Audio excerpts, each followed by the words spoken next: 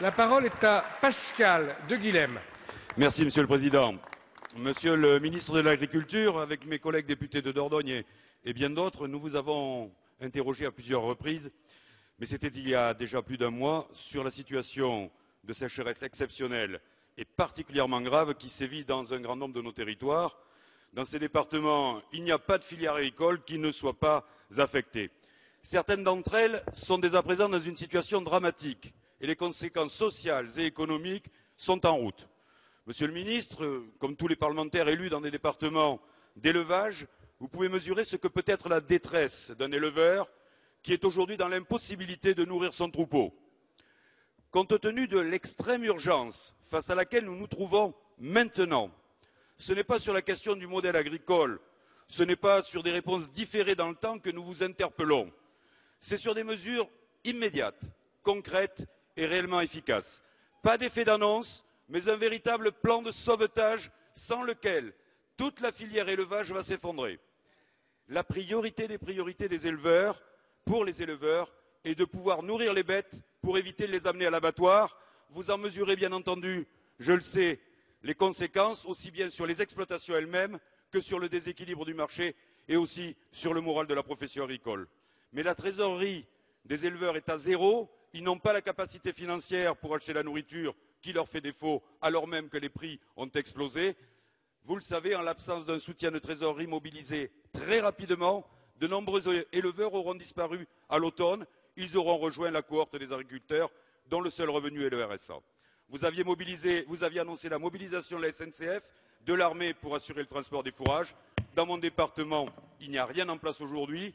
Vous allez sans doute, Monsieur le ministre, nous rappeler la mobilisation du Fonds national de garantie des calamités, mais beaucoup ne sont pas assurés et ne pourront émarger. Monsieur le ministre, face à la gravité de la situation, avez-vous envisagé d'autres mesures que celles que nous connaissons déjà et qui ne sont pas une réponse satisfaisante? La parole est à Monsieur le ministre de l'Agriculture, de l'Alimentation et de la Pêche.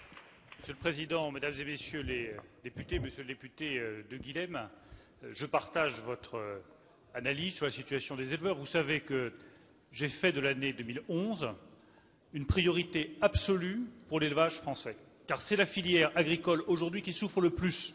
C'est la filière dans laquelle il y a le plus de détresse. C'est la filière qui prend le plus de plein fouet la sécheresse, parce que depuis des années et des années, ayons l'honnêteté de le reconnaître, un certain nombre de décisions structurelles nécessaires pour la filière n'ont pas été prises.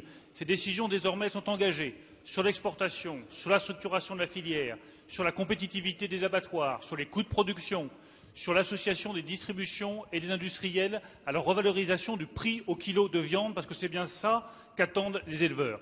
Ça, c'est la décision structurelle qui a été prise pour 2011 et sur laquelle je continuerai à me battre avec la plus grande détermination parce que j'ai, comme vous, conscience de la difficulté des éleveurs. Ensuite, il y a deux urgences absolues. La première, c'est la trésorerie.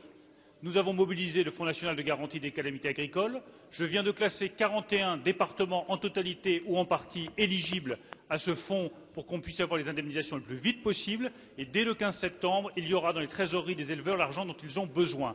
200 millions d'euros ont été mobilisés. S'il faut davantage, nous serons présents au rendez-vous et les trésoreries seront abondées comme elles doivent l'être pour soutenir les éleveurs. La deuxième priorité, c'est le transport des pailles et des fourrages. Nous avons mobilisé, avec Nathalie Kosciusko-Morizet, les pailles et les fourrages sur l'ensemble du territoire. Nous avons demandé à la SNCF de participer à cette mobilisation et à ce transport. Et je voudrais profiter de votre question pour lancer également un appel aux sociétés d'autoroutes pour qu'elles garantissent la gratuité du transport par camion des pailles et des fourrages pour les éleveurs. Il me semble qu'elles ont touché suffisamment d'argent avec le départ en vacances des Français pour accorder la gratuité au transport de paille des éleveurs en difficulté.